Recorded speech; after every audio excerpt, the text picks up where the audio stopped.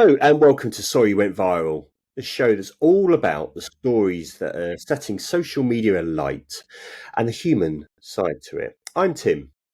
And I'm Hannah. Lovely to have you with us for this week. We're kicking things off as usual with what's gone viral. And we both feel a bit cringy about this one. Love I'm not. Surge is the title, which should make us feel all fuzzy and lovely. I think we better just show the video and play the audio first, and then we can all have our kind of like combined reaction afterwards. Want to see the cringiest, most cuddly thing ever? This is called a love surge. And we do this when one of us has like so much love in our limbs that we can't contain it and feel like we're going to explode. So Sean is having a love surge right now, and he's going to wrap around me and shake with the electricity of love until I catch it too and start shaking, and then you explode with a love surge. I feel so much better. Don't you? Thank you. You're welcome. And that's the love surge.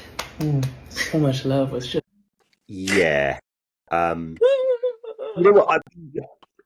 I'm not going to ask whether you and Lewis have ever done a love surge, let alone on camera.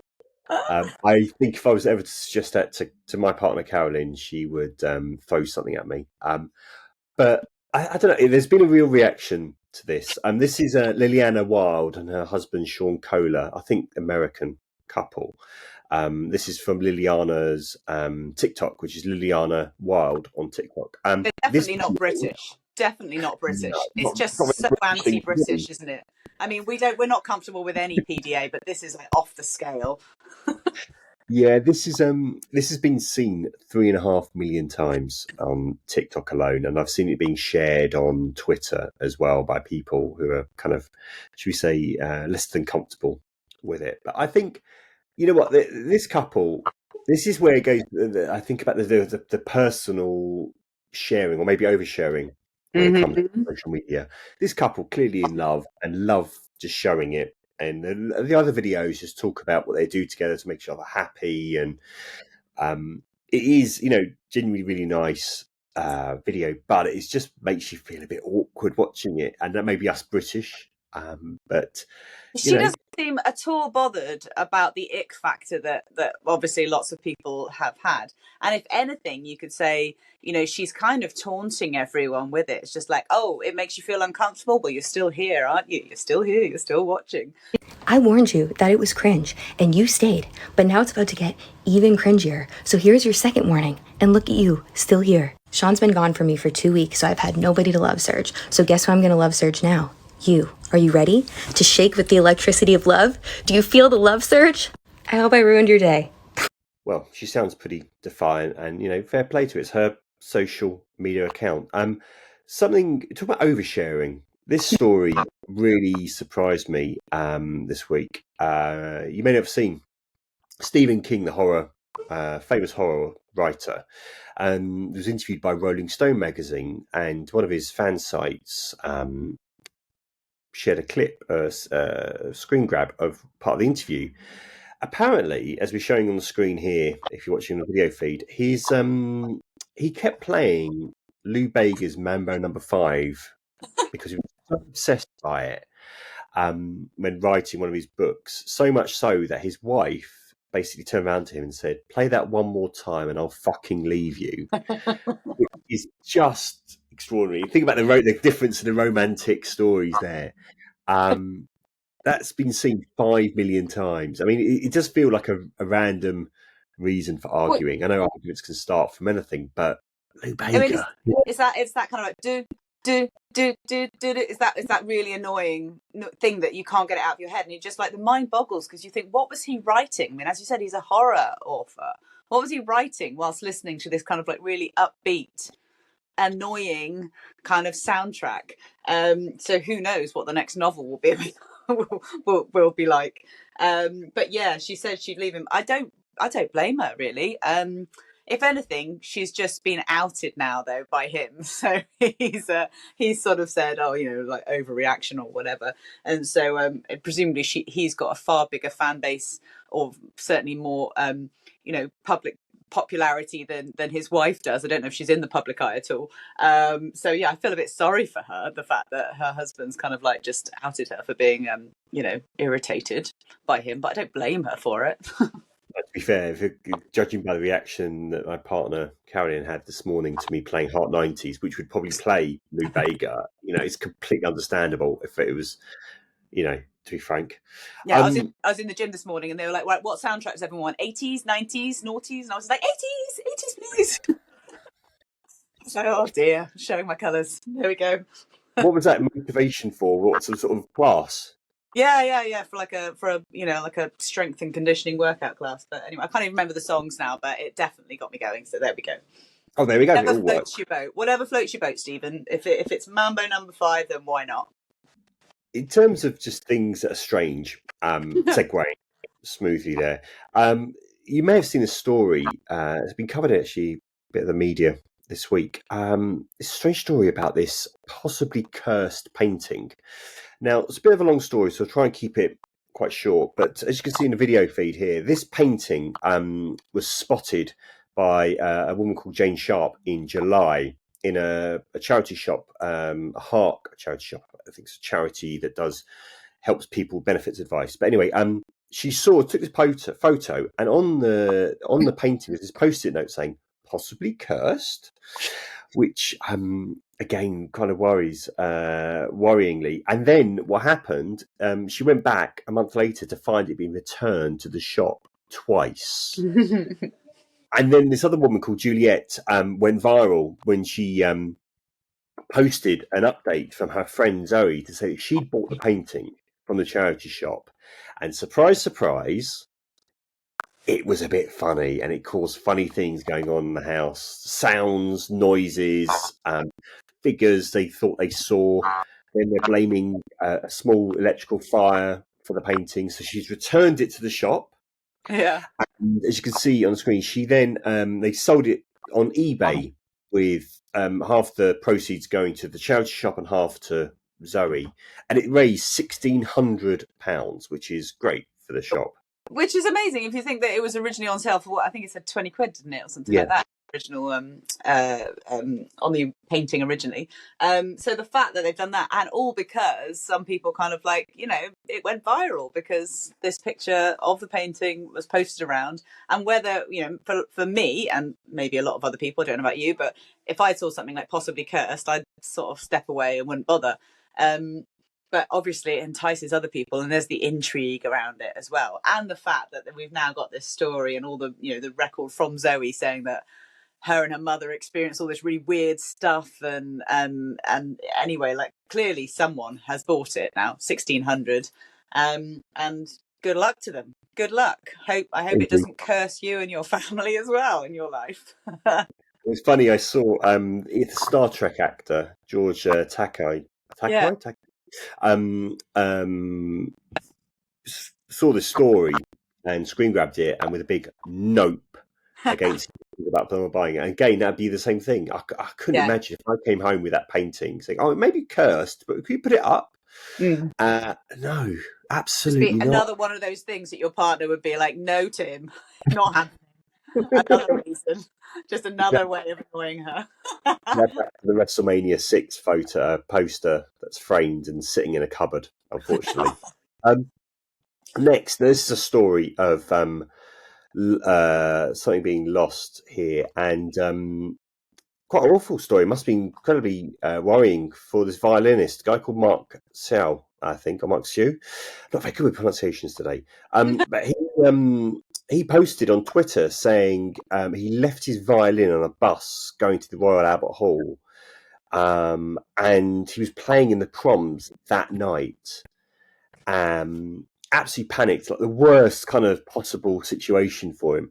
It's got 2 million views, this tweet.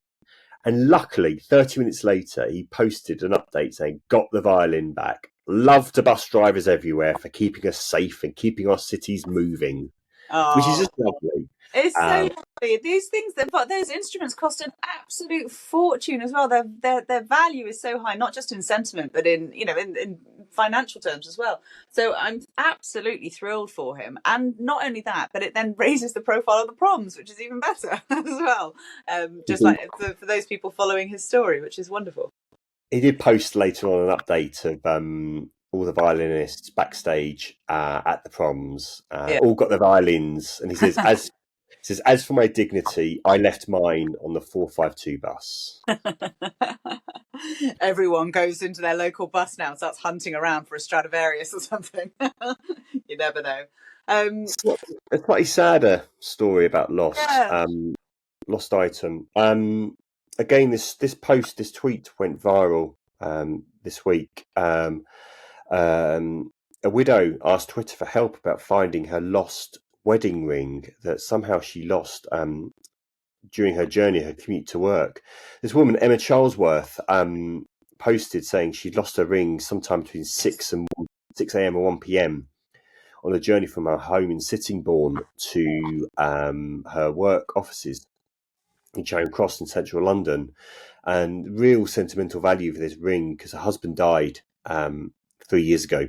And sadly, not such a happy ending at the moment. Despite 1 million views of the post, she's still not been able to find it, which must be awful for her. It's so, I mean, you see this stuff a lot, don't you? Sadly, I mean, hopefully there'll be obviously a happy ending here and that she'll be reunited. I believe it was her late husband's wedding ring, and she used to wear it on her thumb. And she said, you know, it's never fallen off before. She's never lost it before, but you know, obviously it's just so devastating. And she'd found a kind of like a picture in their wedding album of her, you know, the hand picture of her husband wearing the ring. And, you know, still, so at least we have a picture of it now, so that obviously everyone will be, you know, who's aware of the story will keep an eye out for it. And hopefully, if you are someone who comes across clearly a valuable piece of jewelry, then you would just hand it in. Hopefully, like, you know, we live in that kind of a world. So everything crossed for Emma. And as you say, 1.2 million views. So you can only hope that some of those people are in, some of those million are in central London and keeping a beady eye out for it. And next up on the podcast, we talk about what it's like to go viral. And this story has been titled by Tim as Shoe Stealer, and it's quite complex. But let me try and explain. So there's a woman in New York who was out and about in Soho in New York City, and she bumped into a man who it turns out that she'd already been matched with on Tinder. So things transpire and they go on a date. And what happened, and she will explain in her TikTok, which went viral, she will explain exactly what happened. But ultimately, it transpired that this man who she went on a date with stole her shoes. And they're not just any old like flats here, okay? We're talking about £1,000 or $1,000 of these Mary Jane tabbies. I think they're really ugly, but by the by, I wouldn't spend £1,000 on a pair of shoes anyway. Anyway, let's hear from the woman in question. I think her TikTok name is Next Level Lexus. At Next Level Lexus. And this is why she went viral. More of the story is don't fuck with this fucker named Joshua on Tinder. He's a dickhead. And if you know who he is, where he lives, or anything about him, fucking let me know because I deserve retribution and I want my fucking shoes back. Yeah, so pretty extraordinary. I mean, who on earth would do that? But yes, Lexus, she posted this TikTok, obviously getting very angry at this man stealing her shoes, and then the internet kicked in. Online sleuths managed to track down the guy to his Instagram account, where, believe it or not, he had posted a photo of his girlfriend. So yeah, he had a girlfriend wearing those shoes, and it's just extraordinary.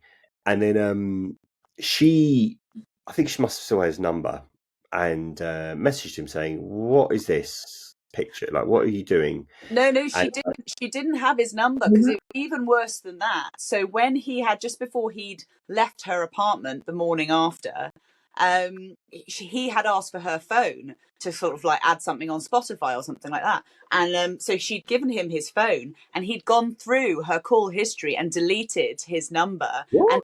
And unmatched the two of them on Tinder as well. So she had no way of being able to trace him. It's only because of social media and online sleuths, as you say, that she was able to somehow track this guy down. And the wonderful thing about it is that he then was forced to give her the shoes back, which I believe there is also a video of that as well, because she filmed it for good measure. Yeah, and I didn't realise that. Gee, what a horrible man. I know, but then he did actually return them, which I suppose is just goes to show that when you're caught out, and he said, "Yeah, you got me," and so he's caught out, he's caught out. But the nasty bit of it, even though she got her shoes back, so it's all great. It kind of the whole kind of online campaign and speaking on TikTok worked, but she got a real backlash as well. There was this kind of sort of slut shaming that went on as a result, because she'd said in her first video, I didn't on the date, it didn't seem like it was going to really go anywhere. We slept together that night, we slept together the next morning as well, and so all these people piling in saying, well, if you didn't like him, then why did you sleep with him? A man would never get that question, but so she's had to face quite a lot, but at least she's got her shoes back. The other thing I want to address is the slut shaming. Like, that shit is kind of a lot. Like, it's been pretty rough to see. It's not like I'm someone who has pretty thick skin, so, but it is really, it's just like to focus on that and not what he did shows how there are layers of misogyny to this whole entire situation. So to punish my behavior and say, oh, well, what do you expect when you just open your legs and things like that, instead of being like, that's crazy that there are not decent human beings out there who just won't steal from you. And there is also still a happy ending to it. Yeah, she got her shoes back, and also the guy's girlfriend dumped him, which is no from it. Hooray!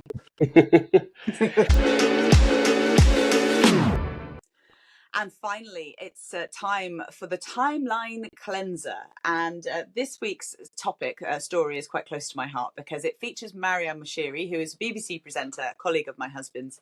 And obviously, as a former newsreader myself, then I'm totally on board with what Maryam's doing here, or sort of accidentally doing. So essentially, it's live TV. It's a really difficult way. I mean, as well, like it's hard to know how to kind of like sign off at the end of your shift. I've often said to Lewis things like, you kind of want to sign off and say, well, I'm Hannah Vaughan-Jones. Bye. Off I go. Anyway, listen to what Maryam did. I think this was probably, I guess, in the last week. Enjoy. Stay with us here on the BBC. Matthew's here at the top of the hour. I'm going to go home, I think. Bye-bye.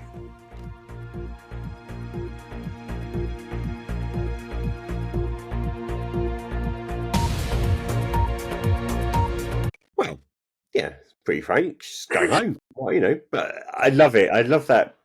I love it almost when they kind of break the fourth wall of TV. But I love it. Honestly, it makes personality coming through in news, particularly rolling news. I think that's really important, and it's lovely to see as well. She's got such a great personality as well. She's just so funny. So it's wonderful to see that all coming through. I think it's great. But in the same week, she had another hilarious moment. And we both know, both on presenting and producing side of TV rolling news, that not everything goes smoothly, and sometimes you can't get the pictures on air. You may remember the blue supermoon recently, and she was set to show some pictures of it and had to improvise, should we say. Let's show you the clip. A rare astronomical event took place for the first time since 2009. It only occurs when the moon is at its closest point in the orbit around the Earth. I'm so sorry, I don't have a picture to show you. It looked a little bit like this. There you go. Supermoon. Take care. See you in a minute.